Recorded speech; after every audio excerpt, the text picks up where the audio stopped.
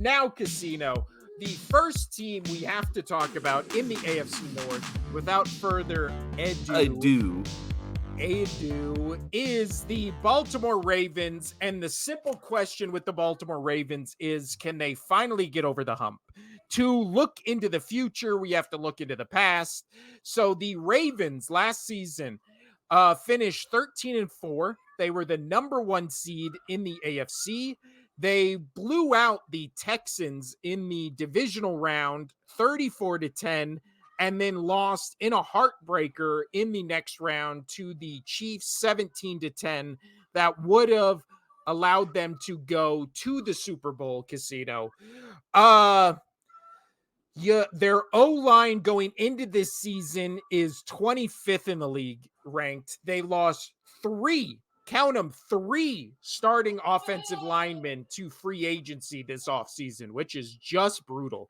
Their total defense last season, 6th in the league in total defense, 6th against the pass, 14th against the run.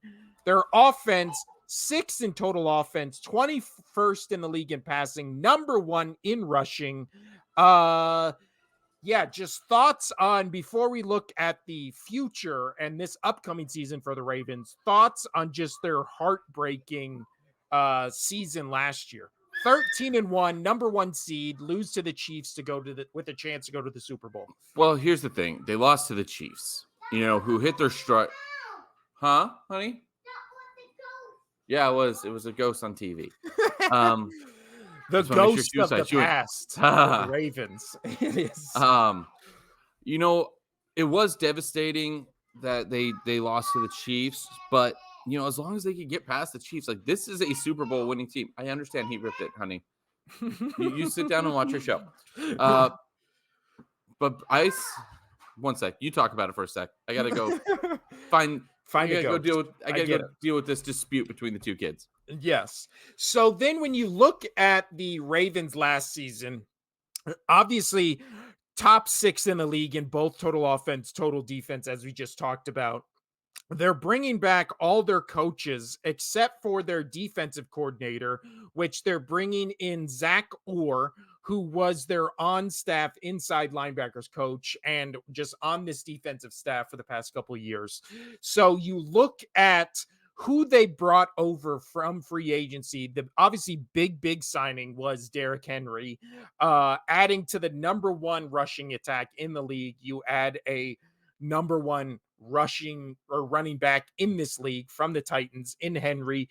Other than that, they kind of just re-signed their key pieces. They re-signed Matabuke, their defensive tackle, Kyle Van Noy, their linebacker. Dude, so that's what I was going to bring up. So Kyle Van Noy, I know that, he was on the team.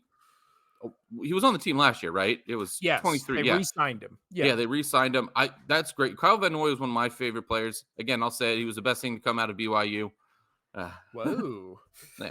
It's the best thing since soaking. Go on. That's funny. For me, it's soaking, Jimmer Verdette, and then Kyle Van Noy. In that order. That's things that come out of BYU. So the reason I'm not a big BYU fan is because the Running Rebels always had a basketball rivalry with them when I was in college. So that's why I say that.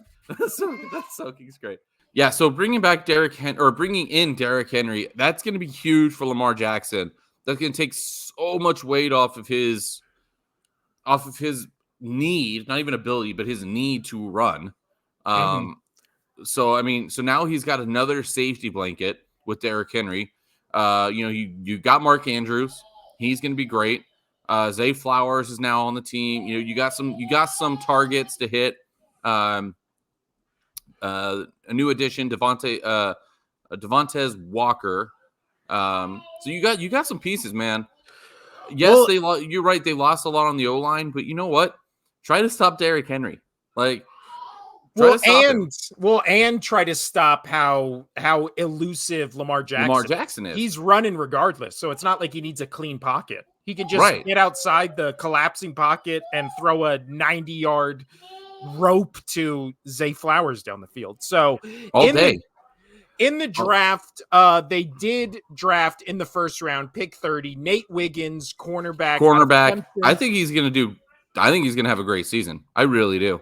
Yeah. He ran a sub 4.3 in the 40-yard dash. He ran a 4.28, which is My kids are insane. just breaking shit.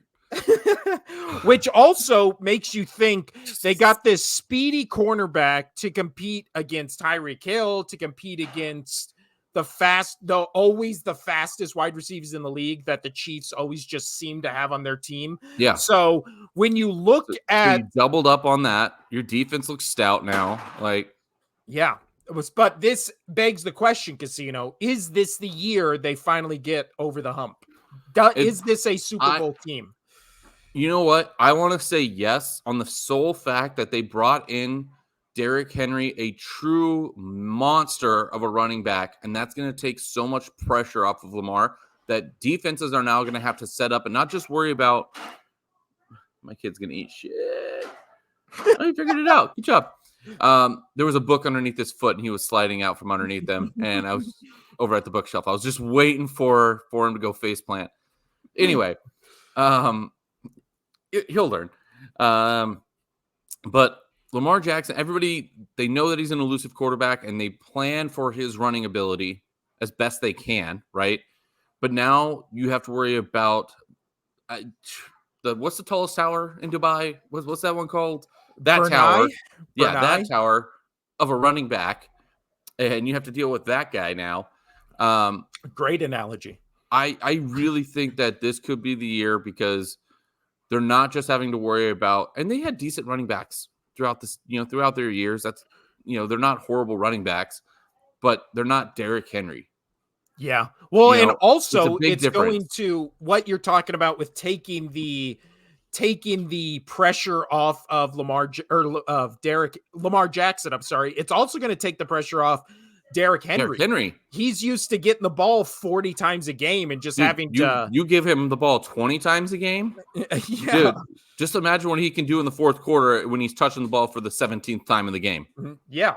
Or even less. I mean, you give him 15 carries a game, you give Lamar Jackson 10 rushes a game, boom, you're still the number one rushing attack with fresher legs going into the playoffs. All day. Because again, we look back on that Chiefs game, the thing that messed up the Chiefs was that goal line, or the thing that messed up the Ravens was that goal line fumble that would have made this a 17-17 game going into the fourth quarter. So it's not like they got blown out or their ass kicked. It was just a couple, 2 or 3 plays in that game changed. They're all of a sudden going to the Super Bowl against a team that we saw in the 49ers was very beatable that day, right? The 49ers All fumbled, day. 4 times in that game?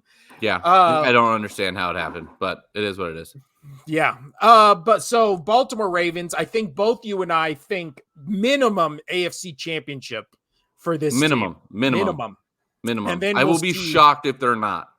I would Truly. be shocked if the AFC championship this year is not Chiefs Ravens.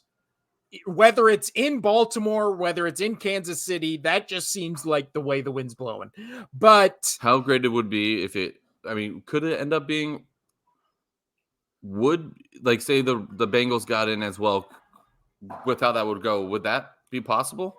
for the Bengals and Ravens to be in the AFC championship? Yeah, because the Bengals would just have to be in the wild card. Ravens would have to be number 1 or That's flip right. it. Okay. And then they would just, that'd be great. As long as it's not Kansas City.